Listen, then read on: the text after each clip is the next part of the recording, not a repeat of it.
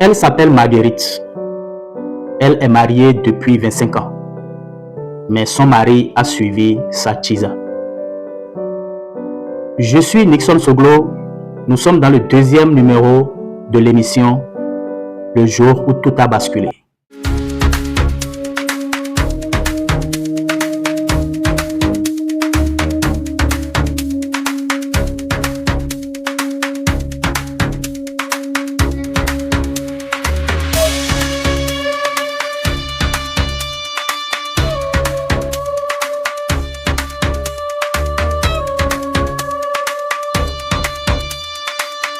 Je m'appelle Marguerite.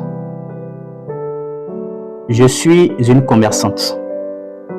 Je suis mariée depuis 25 ans à un homme. Nous avons passé assez de temps ensemble. On vivait des moments très heureux. Et plusieurs années ont suivi notre mariage. Nous avons eu 5 enfants ensemble. Notre première fille a déjà 24 ans. Nous l'avons eue juste 1 an après notre mariage. Notre garçon vient de fermer à peine ses 20 bougies. Nous avons eu d'autres enfants, 3 autres enfants en plus de ces 2. Ça fait au total 3 filles et 2 garçons. Mais depuis 1 an, je vis une situation désastreuse avec mon mari. C'est vrai que mon mari n'a jamais été un homme fidèle. Il est toujours sorti avec d'autres femmes. Et il a même eu des enfants dehors. Il a eu 2 enfants hors mariage de 2 femmes différentes. Et 25 ans après, il y a de cela 1 an, je vis une situation désastreuse avec mon mari. Malgré l'infidélité de mon mari, je l'aimais. Je me battais aussi, je travaillais beaucoup. Chaque année, je payais des ouvriers pour me réaliser des champs, pour labourer des champs, et je commercialisais les produits. Mais depuis que mon mari a rencontré une nouvelle femme, je n'ai plus la paix. Nous avions une ferme ensemble où nous faisions du jardin. Un jour, je me suis rendu sur cette ferme parce que la ferme est un peu éloignée et mon mari a construit des logements sur la ferme. Un jour, je m'y suis rendu pour voir le niveau du travail et j'ai surpris mon mari en pleine action avec Sachiza dans l'un des logements qu'il a construit sur le site. Ce jour-là, le ciel m'était tombé sur la tête. Transporter son infidélité jusqu'à sur le site où nous faisions ensemble des projets. Je ne m'en revenais pas. Je m'étais vraiment fâché et le jour-là, une bagarre a éclaté entre la jeune fille et moi. La jeune fille a couru, elle est partie et elle a oublié d'emporter son caleçon. Ce jour-là, mon mari m'a présenté des excuses, il m'a demandé pardon. J'étais tellement en colère, mais j'avais déjà 5 enfants avec lui, je suis resté.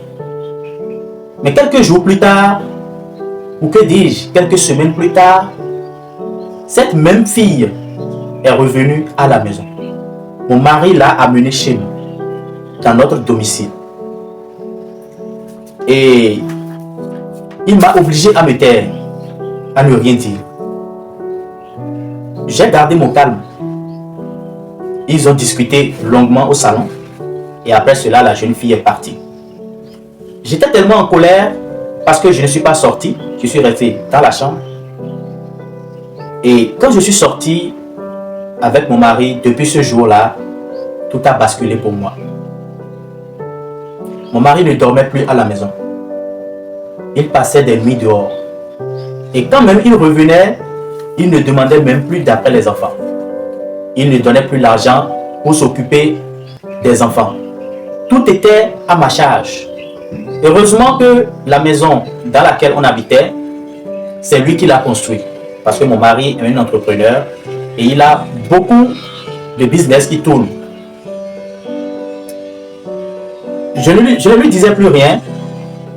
Il rentrait quand il voulait. il ne dormait pas parfois à la maison. Il passait des nuits dehors.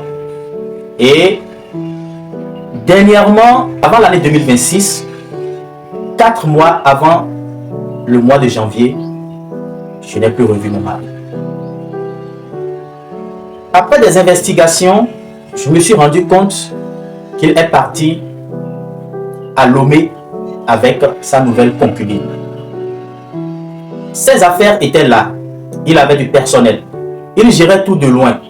Il appelait, il payait les salaires de ses employés et il avait confié la gestion des affaires de ses boutiques à notre garçon. Et un peu avant la veille des fêtes, mon mari se pointa, 4 mois après, à la maison.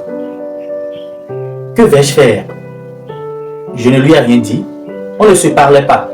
On ne s'est même pas parlé jusqu'à ce que les périodes de fête ne passent. Et il est toujours là. Vais-je lui demander où est passée sa petite concubine, sa Tisa? Ou bien vais-je me taire? Que vais-je faire? Vais-je régler la situation avec lui? Moi-même, j'avais déjà mes business qui tournent. Et j'arrivais à subvenir aux besoins des enfants. Je réglais leurs difficultés, la scolarité.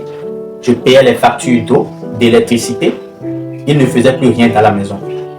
Et là, que vais-je faire? Il vient de revenir. Il ne dit rien. Depuis qu'il est arrivé, on se regarde. Faut-il lui poser des questions? Quel type de questions vais-je lui poser? C'est l'histoire de Marguerite. Marguerite a décidé de nous faire part de son histoire. Et comme vous êtes nos abonnés, nos internautes, vous pourriez peut-être avoir des conseils pour Marguerite. Alors nous vous lisons dans les commentaires. On se retrouve dans un prochain numéro.